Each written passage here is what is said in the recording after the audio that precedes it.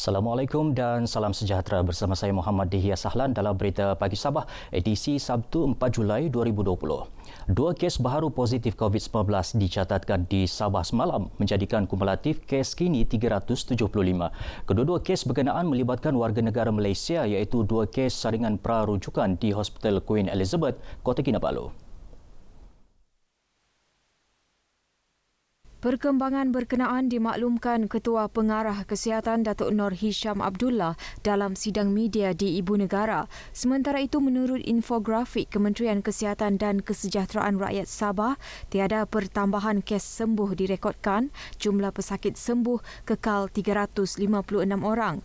Jumlah pesakit yang masih mendapat rawatan seramai 12 orang di 8 daerah iaitu Kota Kinabalu, Tawau, Tuaran, Sandakan, Penampang, Kota Belud, Ranau dan Nabawan.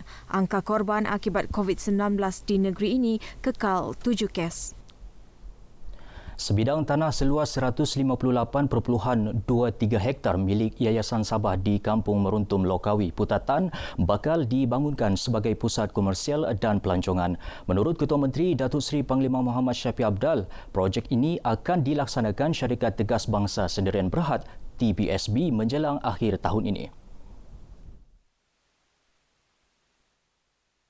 Projek tersebut dijangka siap dalam tempoh 12 hingga 15 tahun melibatkan kos kira-kira 7 bilion ringgit. Datuk Syafiee menjelaskan kedudukan lokasi pembangunan berskala besar ini berhampiran dengan laut dan melibatkan pembangunan hotel, pusat peranginan, taman tema dan kompleks membeli belah yang berupaya menarik pelabur, pembeli hartanah bahkan pelancong ke Sabah. Beliau menyatakan demikian dalam sidang media selepas majlis menandatangani perjanjian pembangunan bersama antara Yayasan Sabah diwakili pengarahnya Datuk Jamalul Kiram Muhammad Zakaria dan wakil TBSB Jeran Lim di Kota Kinabalu. Menerusi perjanjian berkenaan, Yayasan Sabah akan mendapat pembayaran minimum 840 juta ringgit atau 12% daripada nilai pembangunan kasar GDV yang mana lebih tinggi. Yayasan Sabah juga dijangka memperoleh pendapatan tambahan sekurang-kurangnya 568 juta ringgit daripada pembangunan berkenaan. Sementara itu, dalam perkembangan lain, Datuk Syafiee memaklumkan kerajaan negeri turut menetapkan kapasiti pelaksanaan Majlis Anjuran Kerajaan dan Swasta tidak melebihi 250 orang bergantung kepada saiz ruang dan penjarakan sosial di lokasi penganjuran. Ia akan dilaksana mengikut prosedur operasi standard SOP ditetapkan selaras dengan pengumuman Kerajaan Persekutuan. Perintah berkurung di kawasan perairan 7 daerah dalam zon Selamat Timur Sabah, zon yang sepatutnya berakhir 6 petang ini dilanjutkan sehingga 19 Julai. Ia meliputi kawasan perairan daerah Tawau, Sempurna, Kunak, Lahadatu, Kinabatangan, Sandakan dan Beluran.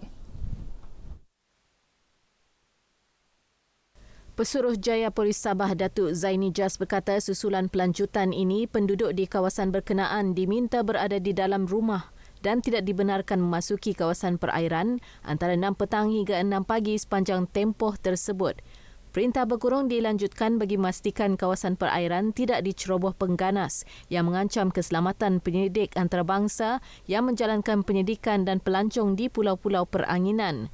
Menurut Datuk Zaini, berdasarkan maklumat kumpulan militan Abu Sayyaf dan mereka yang menjalankan kegiatan menculik untuk mendapatkan wang tebusan dari selatan Filipina masih cuba menceroboh bagi melakukan penculikan serta jenayah rentas sempadan. Perintah ini juga memudahkan penguatkuasaan dan pemantauan terhadap pergerakan bot selain menimbulkan rasa selamat dan yakin dengan kehadiran kapal anggota keselamatan. Agensi Penguatkuasaan Maritim Malaysia, Maritim Sabah dan Wilayah Persekutuan Labuan menahan 2 bot nelayan Vietnam di Shaki melakukan aktiviti menangkap ikan secara tunda kanding di perairan Pulau Mengalum Rabu lalu. Turut ditahan 20 kru dan 2 tekong bot berkenaan yang dikesan bot peronda maritim ketika menjalankan operasi Naga Timur di perairan berkenaan. Menurut kenyataan Pengarah Maritim Sabah dan Wilayah Persekutuan Labuan, Laksamana Pertama Maritim Muhammad Rosli Abdullah, bot pertama ditahan 5.47 petang kira-kira 29 batu nautika dari Pulau Mengalum. Pemeriksaan lanjut mendapati sijil pendaftaran bot berkenaan telah tamat tempoh manakala 4 kru dan tekong warga negara Vietnam berumur 18 hingga 42 tahun juga tidak mempunyai dokumen pengenalan diri. Bot kedua ditahan 32 batu nautika barat Pulau Mengalum pukul 6.15 petang dan didapati sijil pendaftaran bot tersebut juga tamat tempoh dan tidak mempunyai lesen ataupun kebenaran Jabatan Perikanan bagi menjalankan aktiviti menangkap ikan di perairan Malaysia. Menurut Laksamana Pertama Maritim Muhammad Rosli, kedua-dua bot dan kru dibawa ke jeti maritim di Sepanggar untuk menjalani ujian saringan COVID-19. Pegawai dan anggota maritim yang terlibat dengan operasi tersebut juga turut menjalani ujian saringan. Kedua-dua bot berkenaan disyaki melakukan kesalahan di bawah Akta Perikanan 1985 dan Akta Imigresen 1959-1963. Tahun ini sebanyak 3 bot nelayan asing berjaya ditahan Maritim Sabah dan Wilayah Persekutuan Labuan kerana menceroboh perairan negara untuk melakukan aktiviti menangkap ikan. Hospital Kudat menjadi hospital ke-6 di negeri ini menerima kubikal saringan COVID-19 daripada syarikat booster DCNS, Naval Corporation, BDNS, BDNC Sdn Bhd. Kubikal berkenaan akan memudahkan petugas hospital melakukan saringan dengan lebih selamat dan tidak perlu terlalu bergantung pada peralatan pelindungan diri PPE. Timbalan Pengarah Hospital Kudat Dr. Muhammad Helmi Abdul Hamid berkata kubikal berkenaan akan memudahkan dan mempercepatkan proses saringan COVID-19 di hospital tersebut. Kami sangat bersyukur kerana dipilih sebagai salah satu hospital yang diberikan donation inilah.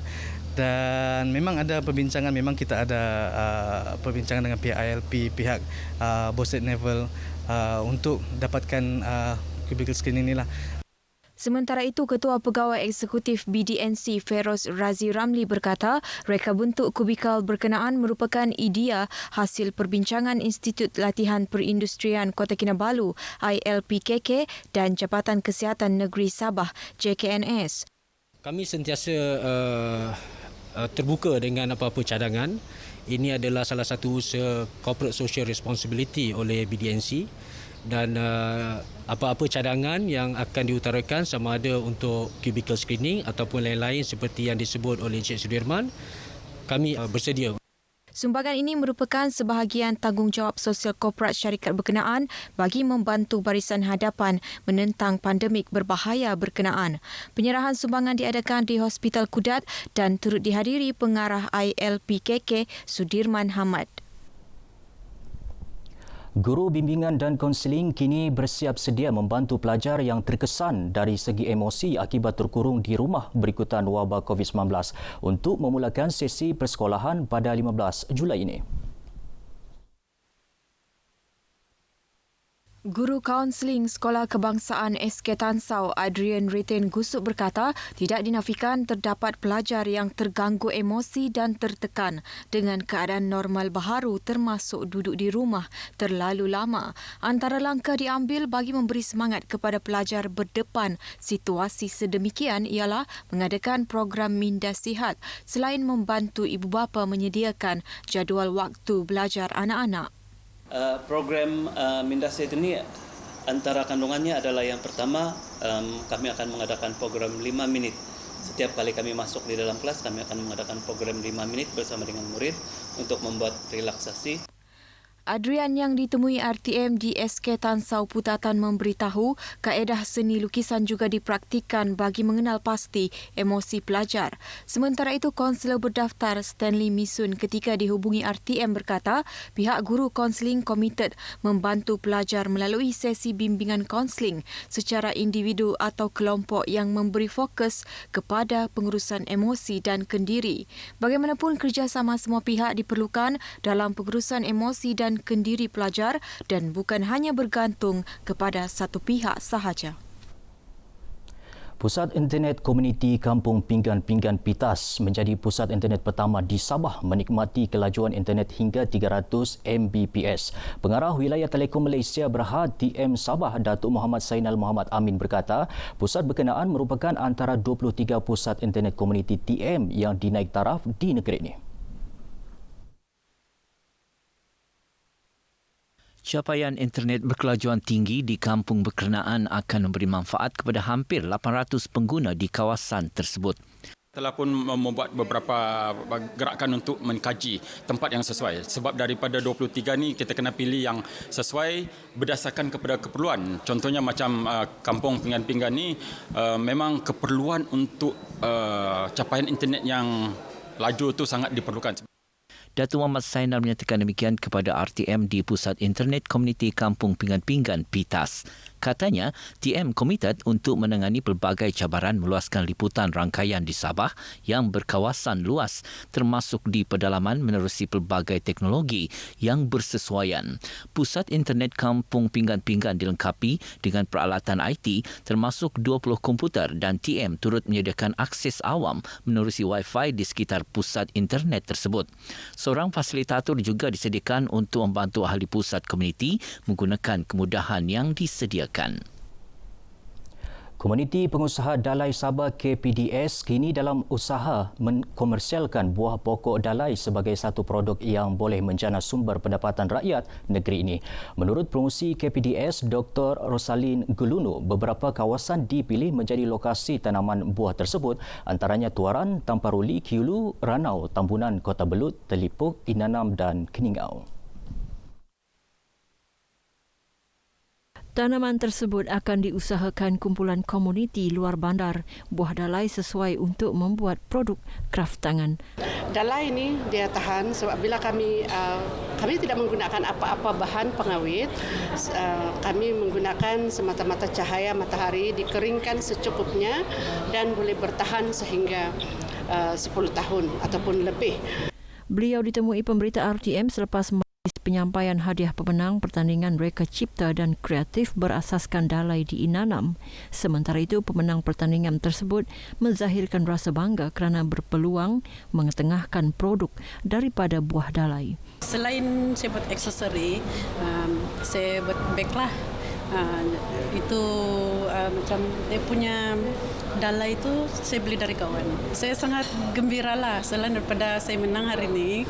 Sebenarnya semua peserta adalah pemenang. Jadi harapan saya akan datang, generasi akan datang dapat mewarisi kita punya tradisi inilah.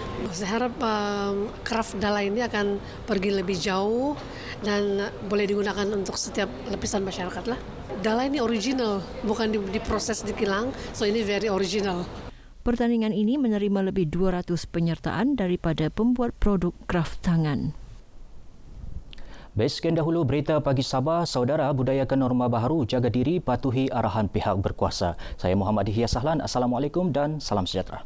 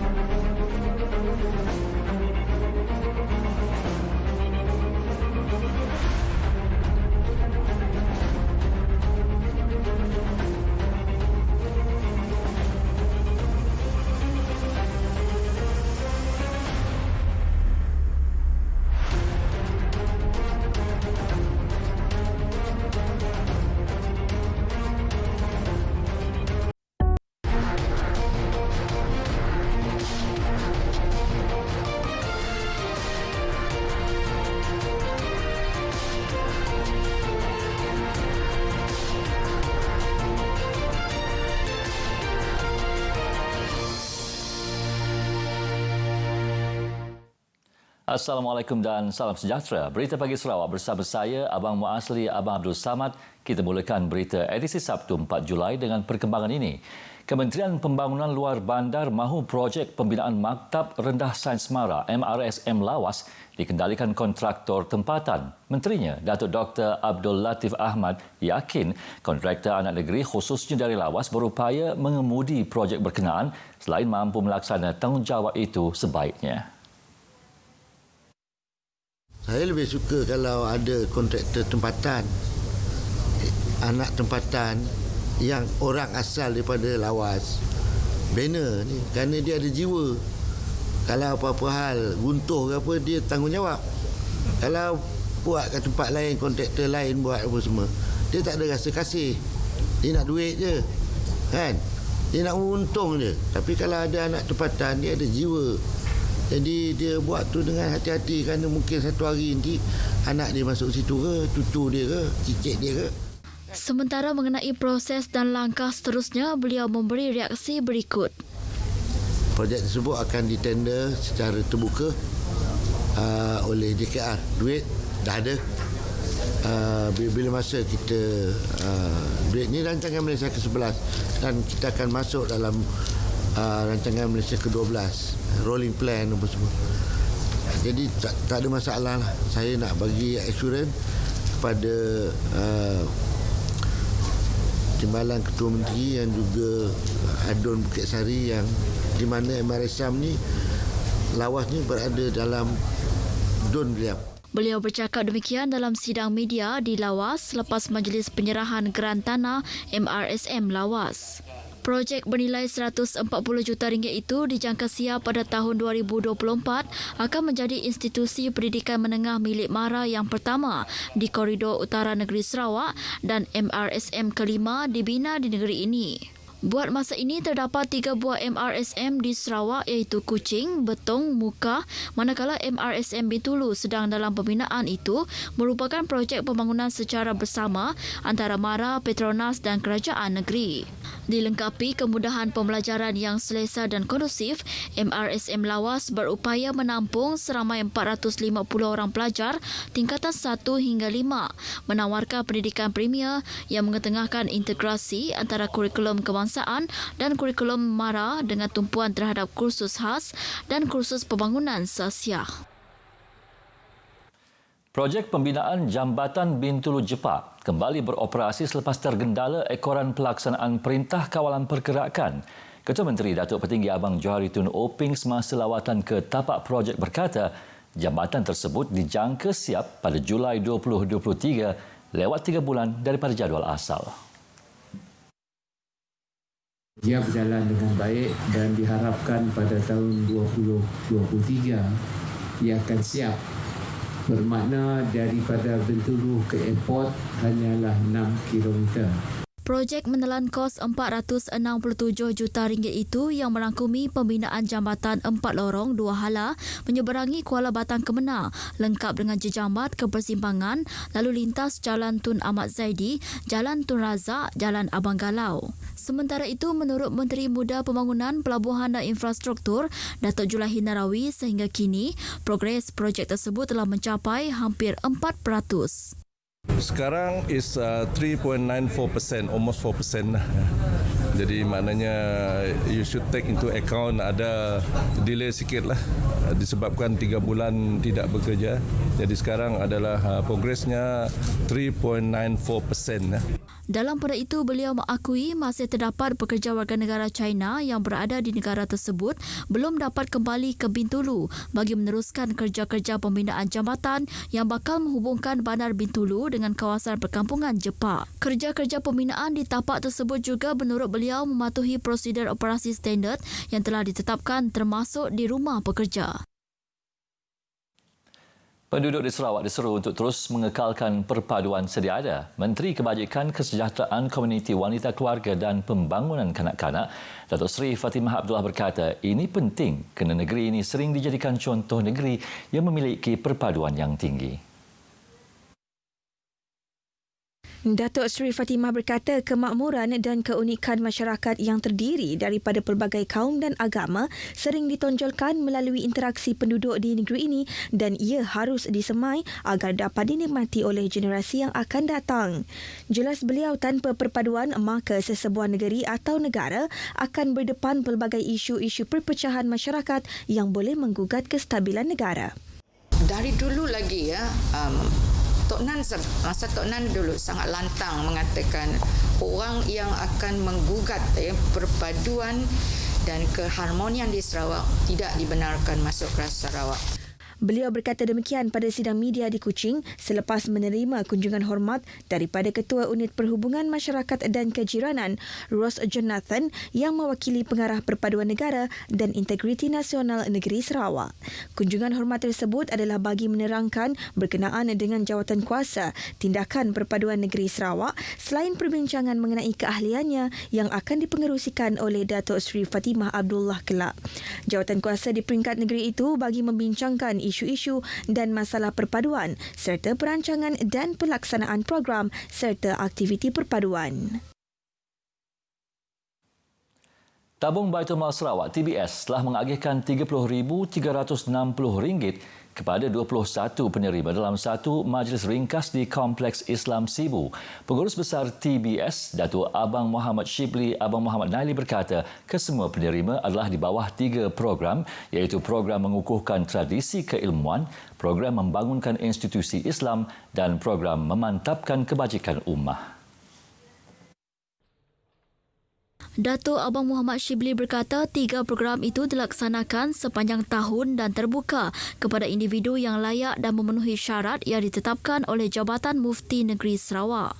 Jelas beliau, setakat Mei lalu, seramai 17,070 orang telah memohon bagi 3 program utama itu dengan jumlah bantuan RM16.3 juta. Beliau berkata demikian kepada pemberita di Sibu. Sementara itu, rata-rata penerima yang ditemui menyatakan rasa syukur atas bantuan kewangan TBS berkenaan. Sangat perlulah kami rasa terima kasih dengan Baitul Mal sebab kami orang di luar negara ya banyak gila lah. Kami orang rasa kami orang pun yang perlu dibayar. Jadi dengan bantuan tok sikit sebanyaknya dapat meringankan beban orang tua juga. Nanggung kami orang pun perbelanjaan kat sini. Permohonannya nang sangat mudah lah. Sebab sampai seminggu result mek dah keluar dah. Nya terus pada dah lulus dah. Melalui kenalan. Sebab ada orang beritahu sebar-sebar berita, lepas tu minta orang isi online, lepas tu dapat disahkan.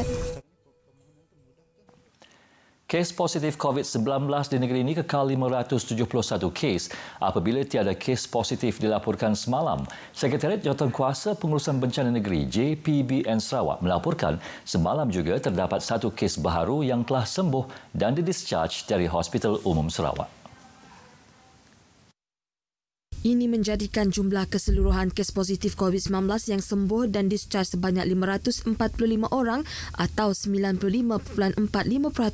Manakala sebanyak 9 orang masih menerima rawatan di wad isolasi hospital dan jumlah kematian kekal 17 orang. Sementara itu, sebanyak 22 pesakit dalam siasatan baru dilaporkan semalam dan 2 kes masih menunggu keputusan ujian makmal. Dalam pada itu, sebanyak 1,869 premis telah dipantau semalam melibatkan ramai 663 anggota pasukan pematuhan Perintah Kawan Pergerakan Pemulihan. Juga dilaksanakan semalam 6 sekatan jalan raya di 5 buah daerah menerusi operasi benting iaitu di Lundu 2, manakala Bau, Serian, Sri Aman dan Lubuk Antu masing-masing 1 sekatan. Daripada 6 sekatan jalan raya tersebut, sebanyak 1,203 jumlah kenderaan telah diperiksa. Kongres Kesatuan Pekerja-Pekerja di dalam Perkhidmatan Awam QPEX memohon pertimbangan kerajaan untuk menilai semula agenda pemerkasaan serta peningkatan kebajikan penjawat awam agar ia dapat dilaksana dengan segera. Menurut Presidennya, Adnan Mat, antara perkara tersebut ialah kenaikan gaji tahunan KGT bersamaan 1 KGT secara khas kepada semua penjawat awam selain penebusan awal gantian cuti rehat sebanyak 75 hari untuk ganjaran wang tunai bagi penjawat awam yang telah berkhidmat sekurang-kurangnya 15 tahun.